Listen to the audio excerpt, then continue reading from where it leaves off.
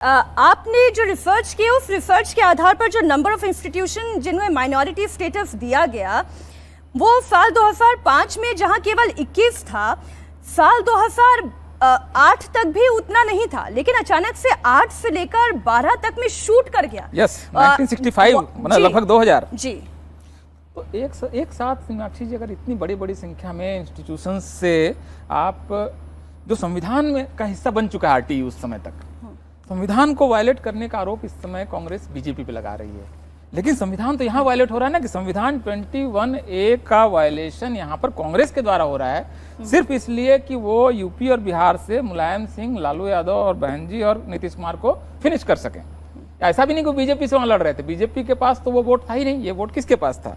तो ये political gain के लिए आप अगर राष्ट्र को और संविधान को इतना नीचे प्लेस कर देंगे और इतना नीचे प्लेस कर देंगे कि उसको आप सिर्फ एक गवर्नमेंट ऑर्डर पास करके कपिल सिब्बल ने कर दिया, उसके 2 साल बाद उन्होंने बाकायदा एक्ट चेंज करवा दिया, तो ये पूरी प्रक्रिया असल में इतनी शर्मनाक और इतनी खतरनाक है। और कोशिश क्या हुई माइनॉरिटी स्कूल, अब देखिए 2 तरह के स्कूल हो गए प्राइवेट में, एक जो 25% सीट फ्री देते हैं SC ST OBC को, अब जो बी कैटेगरी, एक और कैटेगरी के स्कूल है जो कि 25% सीट फ्री नहीं देते हैं। अभी 25 जो बिजनेस 2 अगर स्कूल वाला कर रहा है तो दूसरा वाला तो पहले दिन से 25% एक्स्ट्रा रेवेन्यू जनरेट कर रहा है, तो ऑब्वियसली वो शहर के सबसे अच्छे टीचर रखेगा, वो स्विमिंग पूल भी बना देगा, 5 फैसिलिटी देगा। तो ये जो बाकी हजारों स्कूल हैं इसके बीच लेवल प्लेइंग फील्ड क्या है, मतलब इनके बीच आर्टिकल 14 के तहत जो समानता का अधिकार है, वो बिजनेसमैन के बीच भी तो समानता होनी चाहिए। तो 2 बिजनेसमैन को, 2 स्कूल खोलने वाले लोगों को, 2 संस्थाओं को आप 2 अलग अलग पेडेस्टल पे रख दिए। एक को आपने पहले दिन से 25% एक्स्ट्रा रेवेन्यू का उनका बंदोबस्त कर दिया, दूसरा कि उनके स्कूल में जो गरीब परिवारों के, स्लम के बच्चे जाएंगे उससे बचा दिया, तो उनका एलीट करेक्टर भी बचा दिया आपने उसका, तो एलीट करेक्टर बचा दिया, पैसा बचा दिया, वो अच्छे मतलब तो वो स्कूल ज़्यादा अच्छा बिजनेस करेंगे।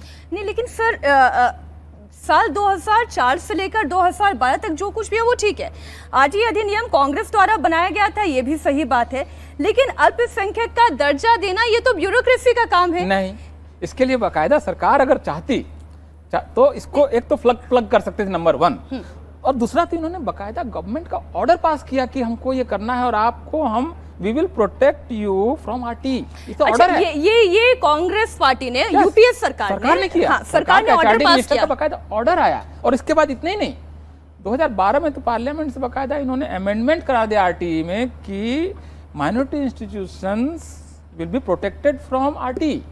तो ऐसा नहीं है कि किसी अफसर की बदमाशी थी, ये सरकार की पॉलिसी थी। यही मैं बोल रहा हूँ कि दरअसल इसमें से जो कुछ हुआ, कि जैसे रंगनाथ कमीशन में उन्होंने कहा कि आप उनकी स्थिति का पता लगाइए, बाद में उन्होंने कहा कि ये भी देखिए कि कैसे शेड्यूल कास्ट में मुसलमानों को डाला जाए। अब ये कॉन्स्टिट्यूशन का वायलेशन है ना, कॉन्स्टिट्यूशन ऑर्डर 1950 के हिसाब से जो शेड्यूल कास्ट हैं वो जो भारतीय धर्म है, इनकी समस्या है जाति की छुआछूत, तो इनको प्रोटेक्शन मिलेगा, इनको विशेष अवसर मिलेंगे।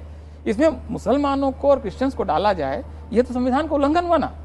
तो ये सारे संविधान के उल्लंघन असल में पॉलिसी के तौर पे कर रहे थे। अशोक गहलोत ने एक बयान दिया, उन्होंने कहा कि मुसलमानों में भी पिछड़े हैं, उन्होंने कहा कायम खानी जाती है ना, बिल्कुल उनको ओबीसी मिलता है ना, उनको शेड्यूल कास्ट में क्यों डालना है उनको? किसी भी, आज भी बीजेपी ने भी ये नहीं कहा कि ओबीसी से हम मुसलमानों को या क्रिश्चियंस को आउट करेंगे, और उनको मिलता है, वो IAS अफसर बन रहे हैं। मेरे दोस्त हैं IPS ऑफिसर, वो ओबीसी मुसलमान हैं और बहुत अच्छे ऑफिसर हैं, बहुत शानदार ऑफिसर हैं, तो कई सारे हैं। तो ये प्रॉब्लम ये है कि जब आप मुसलमानों को एक अलग बॉक्स बनाकर, अलग कैटेगरी बनाकर सारे मुसलमानों को जब उसमें डाल देते हैं, तो किसको डालते हैं आप? सैयद को डाल देते हैं, शेख को डाल देते हैं, मुगल को डाल देते हैं, पठान को डाल देते हैं, जो आप एलीट कैटेगरी को भी डाल कैटेगरी आगे नहीं। जब मुसलमान अलग कैटेगरी बन गई कर्नाटक की, जैसे कर्नाटक वाला ऑर्डर आप देखेंगे अगर सरकार का, या आंध्रा वाला ऑर्डर, उसमें लिखा है ऑल मुस्लिम कास्ट।